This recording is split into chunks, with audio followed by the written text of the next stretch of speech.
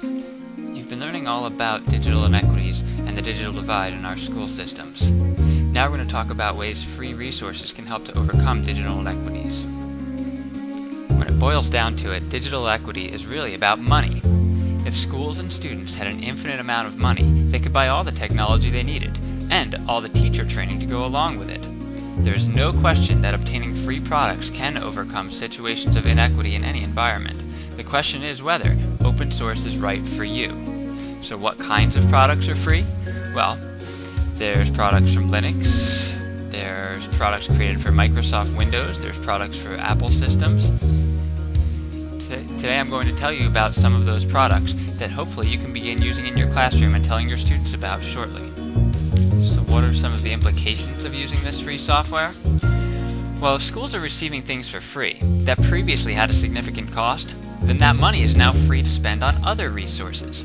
The money can then be reallocated for items such as teacher training and other things, which helps to further alleviate digital inequities. While free software cannot solve problems of acquiring hardware such as computers and printers and monitors, it can help to sustain hardware such as Linux operating systems and servers and some of the other back-end items. A computer is only as good as the software loaded onto it. Most software that your school system or your students currently use have cost-free counterparts. This may be open source software, freeware, or even some of the latest Web 2.0 technology. For instance, most schools have an element of Microsoft Office. Usually, I know I use Microsoft Word almost daily.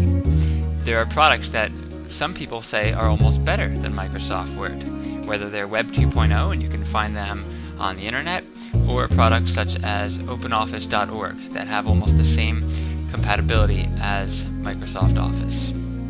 Because our goal is to save as much money as possible when buying software and applications for our computers, we need to think about both the software that students and teachers are going to use, as well as the back-end software such as servers and things that are often found at district offices that information technology officers and technology directors are often using to help maintain our systems.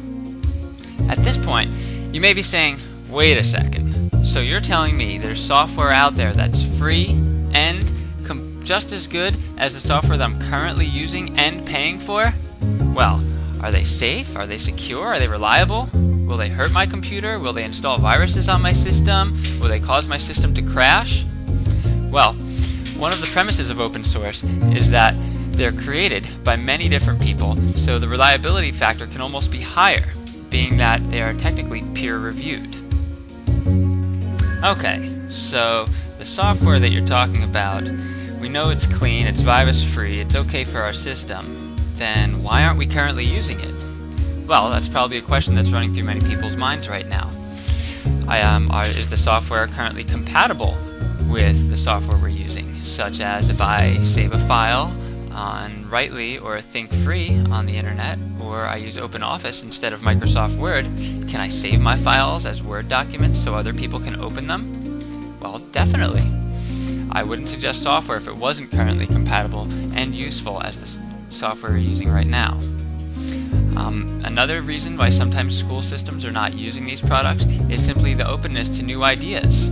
People get used to a certain interface, they get used to using certain products, and they just keep on using them. So just like anything else in education, we have to learn more about these things and become familiar with them just so we can use them every day.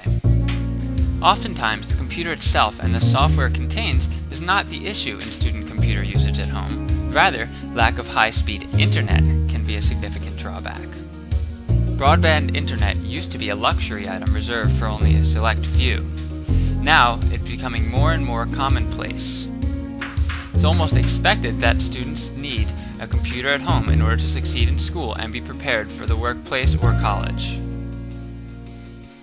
Without a computer at home, parent communication is significantly reduced between teachers and parents. Student technical skills and computer troubleshooting is also reduced. Things that may also be affected are distance learning, ability to get any posted information regarding classes missed, parent, teacher, and student communication via email, message boards, or blogs, collaboration with other students on class projects, students who otherwise would have the motivation to extend classroom technology activities at home are now limited. There are many other drawbacks that I'm sure you can think of as well for not having computers at home or broadband internet access. Even though the cost of broadband internet has been significantly reduced, as well as service has become available to more people, we still have a very, very long way to go before we can expect all of our students to have this luxury. I encourage you to visit my website to find great software that you can start using with your students the very next day. I'm sure you'll find products that you'll be excited to use. Everything is good for kindergarten teachers all the way up through college teachers. For you to use in school, at home, for you to suggest to your students and anybody else you know. These are all products that are free and are going to help you save money and put that money back into schools where it belongs, instead of in the pockets of big software companies.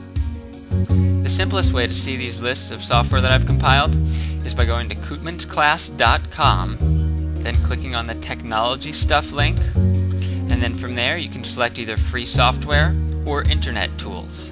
On this slide I've also included a direct URL that you can gain access. To conclude this presentation, please go back to my office, visit my whiteboard, and click on the link that's listed on this slide, opensourcede.blogspot.com. Please follow directions at the top of the blog and enjoy the rest of your evening.